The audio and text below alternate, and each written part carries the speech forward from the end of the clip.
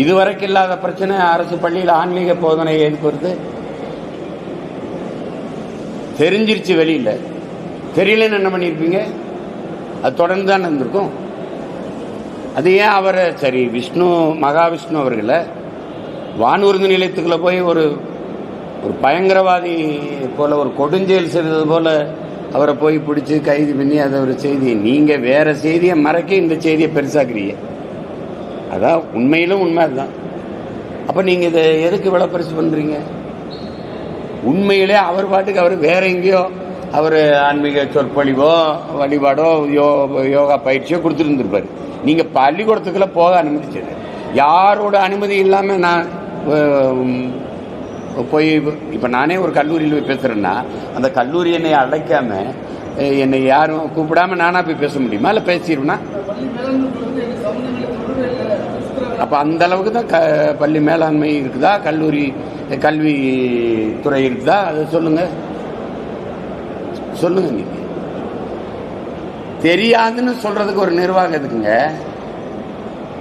இங்க இருந்து நான் யாரோட பேசுறேன்னு பதிவு பண்ண தெரியுது. அலைபேசியில் இருக்கிற எத்தனை 3-4 வருஷத்துக்கு முன்னாடி இதெல்லாம் எடுத்து வெளியிட தெரியுது. அவ்வளவு பொறுப்பு இருக்கு உங்களுக்கு. இதை கண்டுபிடிக்க தெரியாது.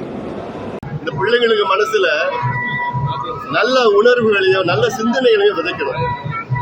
அதில் கடந்த காலம் கர்மா இப்படிதான் இருக்குது, இது பாவம் பண்ணிட்டீங்க, புண்ணியம் பண்ணிட்டீங்க எல்லாம் போய் இந்த பிள்ளைங்க மனசுல போய் விதைக்கலாமா? இதெல்லாம் நல்லா படிக்கணும், நல்லா வளரணும், முன்னேறணும், அமைதியா இருக்கணும், மற்றவங்களை மதிக்கணும். அது நல்ல பழக்க வழக்கங்களை கற்றுக் கொடுக்கணும். புகைப்பிடிக்க கூடாது, மது அருந்தக்கூடாது, அப்படிலாம் இது போன்ற உணர்வுகளை கற்றுக் கொடுக்க வேண்டிய பள்ளிக்கூடத்தில் அது இப்போ சமீபத்தில் நடந்ததில் அது நிச்சயமா தவறு, அதை கண்டிக்கத்தக்கது.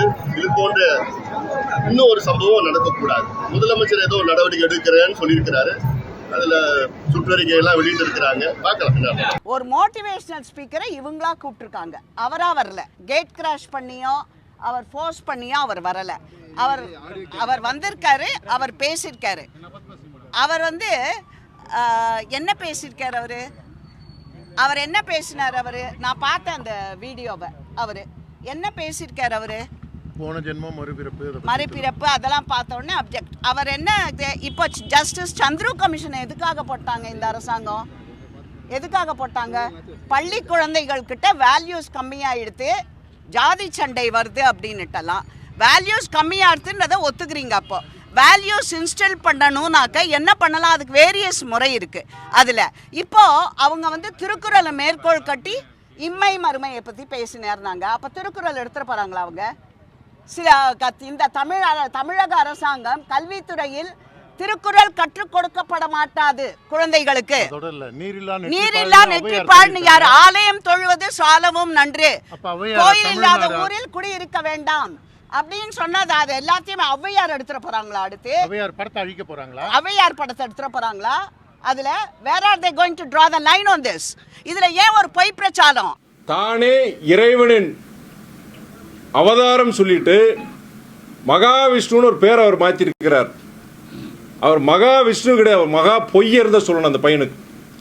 அது இல்லாமல் என்ன சொல்கிறாருன்னா, ஒரு பள்ளியில் படிக்கிற பசங்கிட்ட மந்திரத்தை ஓதுனா நீங்கள் நெருப்பு மழை வரும், மந்திரத்தை ஓதுனா குணமில்லாதவர்கள் நோயாளிகள் குணமடைவாங்க, மந்திரத்தை ஓதுனா இங்கேருந்து அங்கே பறக்கலான்னு சொல்கிறார். இந்த மாதிரி ஒரு நபர்கள் சித்தாந்தங்கள் இருக்கிற நபர்கள் பொறுத்த வரைக்கும் மாணவர்கள்கிட்ட போய் அறிமுகப்படுத்துறது மிக தவறான விஷயம்.